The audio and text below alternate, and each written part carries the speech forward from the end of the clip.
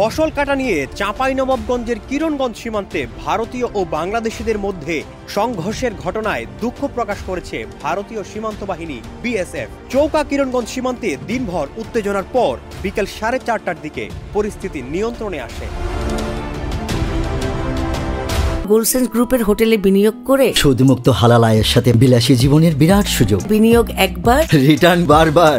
18 জানুয়ারি বিকেলে border guard Bangladesh বিজিবির কড়া প্রতিবাদের মুখে পরিস্থিতির জন্য দুঃখ প্রকাশ করে বিএসএফ। চাঁপাইনবাবগঞ্জের 59 বিজিবির অধিনায়ক লেফটেন্যান্ট কর্নেল গোলাম কিবরিয়া জানান, সীমান্তের কয়েকটি আম গাছ কেটে নেওয়াকে কেন্দ্র করে উত্তেজনা সৃষ্টি হয়। এই ঘটনায় পতাকা বৈঠকে বিএসএফ এর পক্ষ থেকে দুঃখ প্রকাশ করেছে। বিজিবি সীমান্তে দায়িত্ব পালন করছে।